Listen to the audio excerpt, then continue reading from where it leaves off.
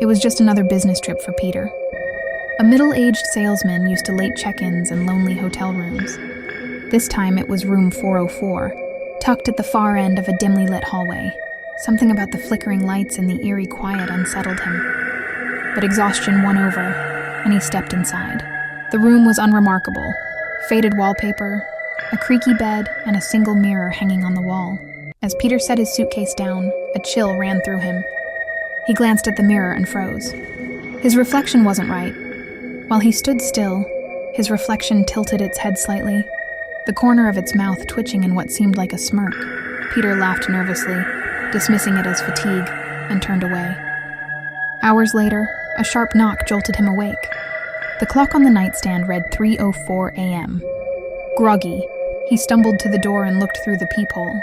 The hallway was empty. Probably just my imagination, Peter muttered, though his hands trembled as he returned to bed.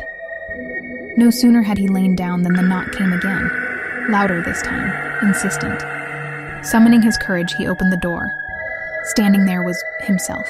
The man in the doorway wore the same white shirt and black slacks, but was drenched in blood. His face was pale, his eyes hollow, and his lips curled into a ghastly smile. Before Peter could react, the doppelganger whispered, "It's your turn," and lunged forward. Peter staggered back, falling onto the bed. When he looked up, the room was empty, but the mirror shimmered as if alive. Slowly, his reflection turned to face him, blood dripping from its hands. Panicked, Peter ran for the door, but it wouldn't budge. The mirror's surface rippled, and his reflection stepped out, now fully real and grinning with malicious intent.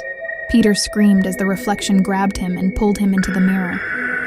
The last thing he saw was the number, 404, on the door, etched and bloody. The next morning, the cleaning staff found room 404 empty. The mirror, however, held a new image, a terrified man, pounding silently on the glass, forever trapped inside. Room 404 remains locked to this day, but some say late at night, you can still hear faint knocking, and someone whispering, "It's your turn."